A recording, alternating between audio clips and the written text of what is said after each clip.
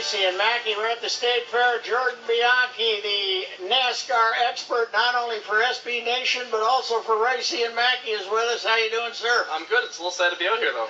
Why is that? State Fairgrounds. Nope. We're in my first race, and every time I come out here, I cry a little bit. I will ask you about that in a moment. This weekend, the NASCAR boys in Bristol. Be a little hard to watch the Elizabethton twins this week and get a hotel. What are they, 11 miles away or something? Yeah, it's close. And it's the hotel rates in Bristol are about as bad as they get. You know, a one-star hotel goes for about $200 a night with a 3-night minimum stay. And you can kill your own rats probably in that one, or rodents or something. So we used to love the half-mile tracks. And now we don't anymore. What's going on? You talking about Bristol? Bristol, well, what's happening? We don't get the wrecks like we used to. Well, is that a problem, though? I mean, that's the question. Is, you know, the spring race was really good. I mean, you saw a lot of side-by-side racing. You saw Matt Kenseth and Brad Keselowski battle for the lead throughout the afternoon. What you didn't see, though, was the typical Bristol stuff, which was a lot of wrecks, a lot of multi-car wrecks, and a lot of angry drivers afterwards throwing things at their competitors, you know, swearing revenge. That's good. That's what we want. Well, it depends. We want rubbing. Yeah. You want rubbing, you want racing. It depends on what side of the fence you're sitting on. A lot of the drivers like, you know, actual racing. And the fans, though, they like to see a little bit of a demolition derby when they go to Bristol. The owner of the track, Brewton Smith, has seen his attendance go down. A lot of that, though, can be attributed to what we talked about, though, which is the hotels. I mean, it's hard to get a hotel around that area, and it's expensive. But attendance has gone down. And Brewton saw that, Brewton Smith. And he said, you know what, I'm going to do what the fans have been asking for. Now, remember, he did a poll, and only 40% of the fans responded in favor of him remodeling the track, but he said he called that the majority. So he went ahead, he called in the bulldozers, and you know they pretty much narrowed the racing surface to which they think is going to increase, you know, contact between the cars, and that'll give the fans what they want, which is more wrecks. And Brewton, of course, what was it, 10 years ago, Bristol was riding high, man. You couldn't get a seat to get in that place, and it's, Phil, have you ever seen I've never been there, but have you ever seen a photo of this place? Of Bristol? Oh, it's like had one of the, straight down a hill.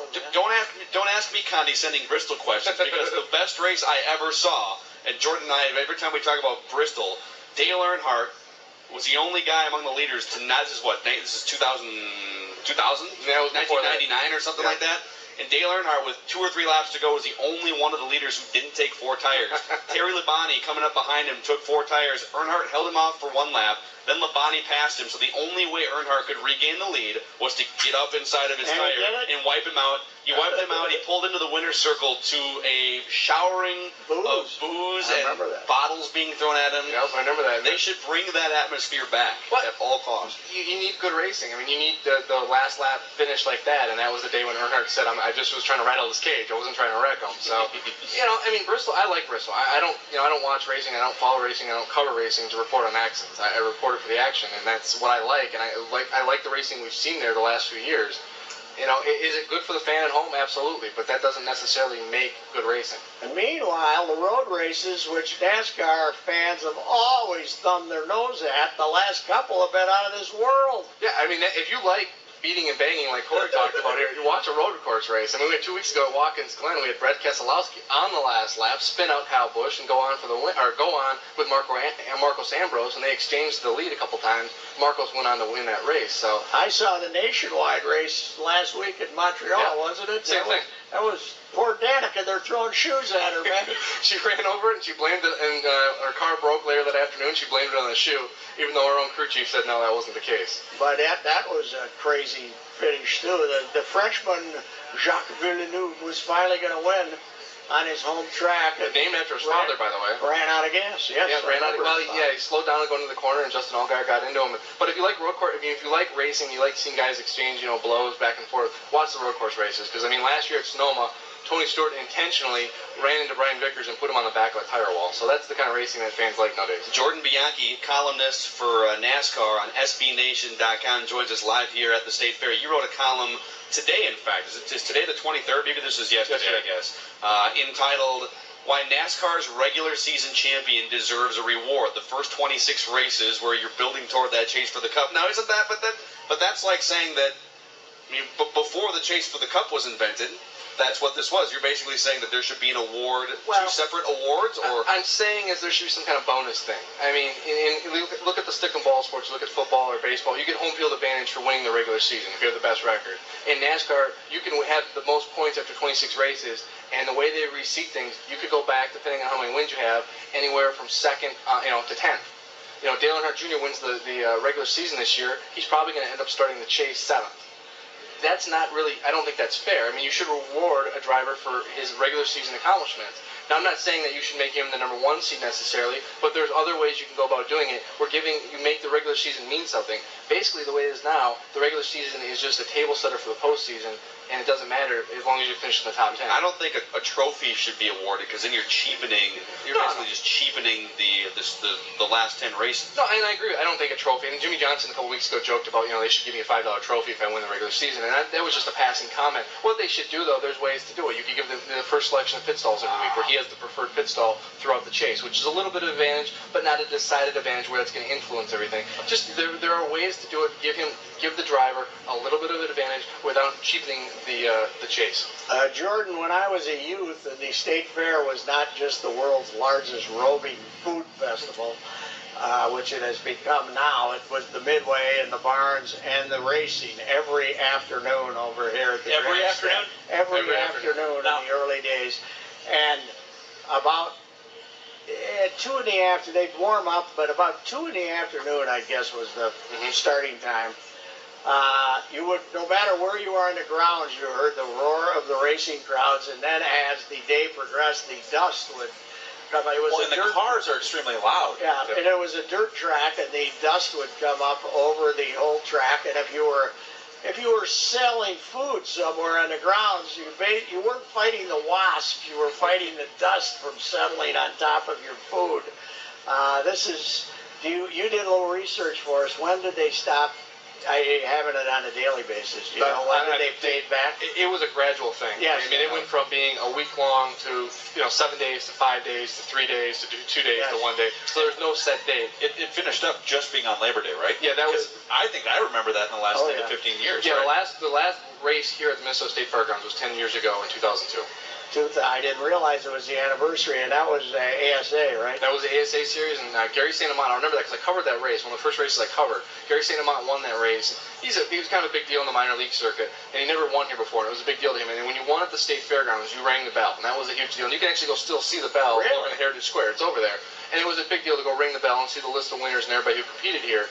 And he was crying in victory lane because it meant that much to him. And that just kind of says what racing here and what winning here meant. And it's sad to see that nowadays it doesn't mean anything. It's basically gone. Did Dick Trickle ever win a race here? He was a legend here. I got his autograph at one of these races here. My grandpa somehow knew Dick Trickle, and I still have a Dick Trickle signed 8x10 to this day. Did they use this track when the State Fair wasn't going on?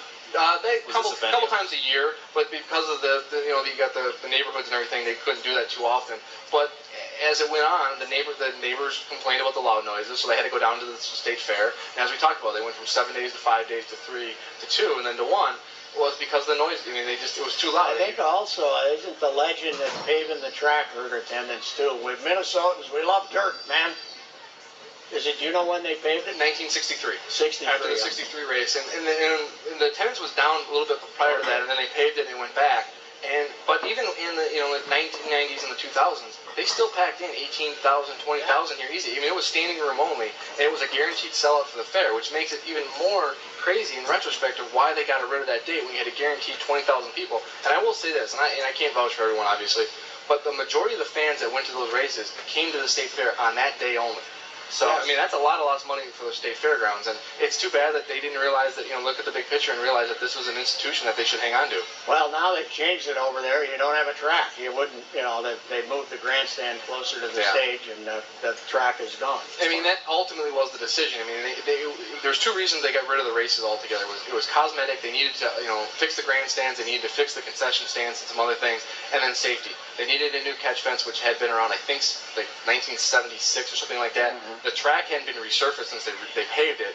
And then the pits, where they were too small, they were too narrow, and there's too many safety issues. So the State Fair Board was going to have to invest a large sum of money into the track to bring it up to standards, and they weren't willing to do that, and that's where we are today. How often should a track be raced on? I mean, if that track's only being used a few times a year, and There's no rubber being laid on it. Well, I mean, and that it still produced good racing. I mean, they had one race a year, but it was weathered, and because it was weathered, and the tires had a hard time gripping in the corners, so you saw a lot of side-by-side racing because you saw guys go to the front right away, and then they burn off their tires, and then the other guys who saved their tires would go to the front. So it produced good racing, and it used to be, and if they really wanted to make it a moneymaker, they could easily do a 2-day show here, and for whatever reason, they decided not to do that. Jordan Bianchi's with us. Jordan, who are some of the famous winners here at the fair through the years? Famous winners, I mean, you had Dick Trickle, obviously. Yeah. Bobby Allison raced here. Darrell Waltrip raced here. A.J. Foyt raced here. Dale Earnhardt raced here. Matt Kenseth raced here. What year did Dale Earnhardt race here? Wow. 1988. Wow. So in the prime of his prime, yeah. NASCAR championships. Yep, and Jimmy Johnson, 5-time Sprint Cup champion. He basically learned he honed his craft here at the State Fairgrounds. Same with Matt Kenseth. I mean, these guys. They came here. This was basically a AA minor league stadium, if you look at it like that. They came here and they got better, and then they moved on. And then occasionally they had like a Darrell Waltrip or a Rusty Wallace or Mark Martin or Dale Earnhardt would come back here and they would still run here as well. Bobby Ellison, for example. So it was a nice mixture of old legends, up and coming legends, and it's sad that it's not here like anymore. in '88 when Earnhardt was here, was that as big a deal as Kiss coming? I mean, did they market it that way? I mean, Earnhardt was coming off a championship in 1987, which was his second straight championship because he won in '86 as well.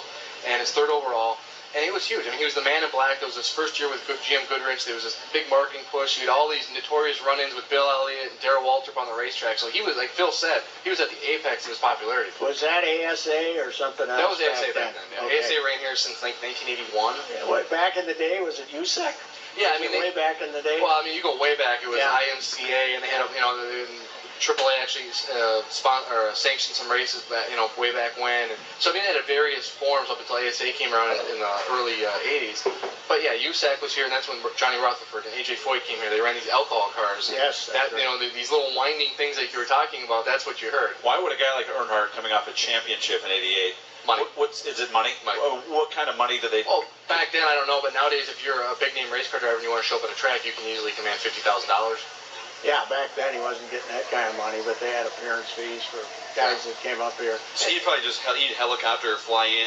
I mean, would you have to qualify, or just put them in the race? It's a guaranteed. You're going to start this race. We'll take care of everything, the car, the crew, and everything. And what happens too is you see a lot of NASCAR sponsors, Target, General Mills, Best Buy, based here in the Twin Cities. What they do is they have clauses in the contracts with their respective drivers. Hey, we need you to be at this date. We need you at this race in this market at this time. And a lot of that stuff is worked for the sponsors. A huge promoter for State Fair racing was Don Riley at the St. Paul paper, and he loved open wheel. And when do you think was the last time they had open wheel here?